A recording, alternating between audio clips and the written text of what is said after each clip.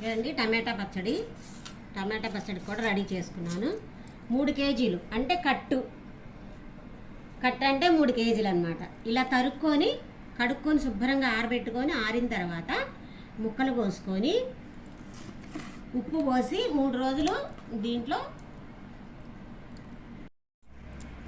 ఇవ్వండి టమాటా ముక్కలు ఇలా తరుక్కోవాలి. పూర్వం అయితే కత్తిపెట్టతో తరిగేవాళ్ళం, ఇప్పుడు అంతా కొత్త రకం చాకులు వచ్చేసినాయి. ఇవో 2 స్పూన్లు పసుపు, 2 స్పూన్లన్నర పసుపు వేసుకోవాలి. సోల అంటే 4 గిద్దలు చూపించాను కదా, సోలడ ఉప్పు 3 కేజీలు.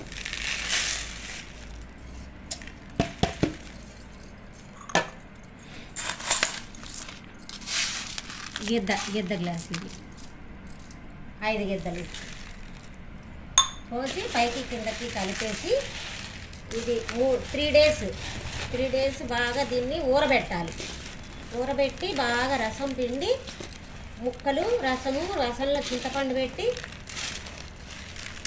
వేసుకొని ఎండబెట్టుకోవాలి. ముక్కలు బాగా 2 డేస్ ఎండితే చాలండి. ముక్కలు మరీ ఎండాయనుకో పచ్చడి బాగుండదు, గట్టిగా ఉంటుంది. హాయ్, ఇవన్నీ టమాటా పచ్చడి కండి. ఇవి ముక్కలు ఈ ఎండకి ఒక్కరోజు సరిపోతుంది. ఇట్లా ఉండాలి, మరీ ఎండిపోతే పచ్చడి గట్టిగా ఉండిపోతుంది. అందుకని ఇలా ఎండబెట్టుకుంటే సరిపోతుంది. ఇది కూడా ఒక 2 గంటల సేపు ఎండలో పెట్టాను. ఇదనమాట రసం, టమాటా రసం.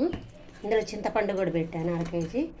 ఇప్పుడైతే నేను మెంతులు ఇట్లాగా 3 స్పూన్లు మెంతులు ఇట్లా దూరగా వేయించుకొని మిక్సీ పట్టుకుంటాను.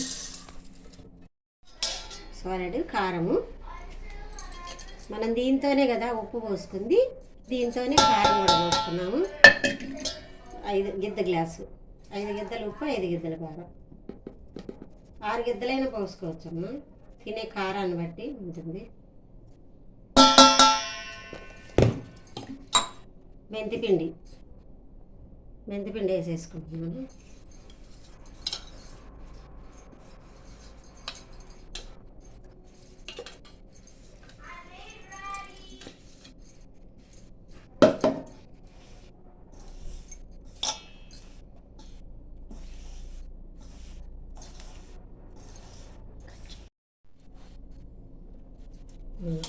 కొన్ని టమాటా ముక్కలు, కొంచెం కారం,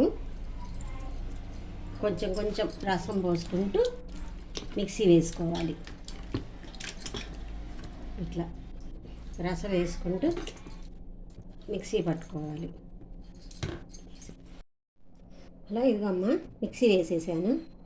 టమాటా పచ్చడి అయితే రెడీ అయిపోయింది. కొంచెం అంత అయిపోయినప్పుడల్లా అంత తీసుకొని బాగా ఇంగువ అన్నీ వేసుకొని, ఆవాలు ఎండుమిరపకాయలు వేసుకొని, ఎక్కువ ఇంగు వేసుకొని తిరగమాత పెట్టుకొని అప్పటికప్పుడు తినొచ్చు, బాగుంటుంది. టమాటా పచ్చడి రెడీ.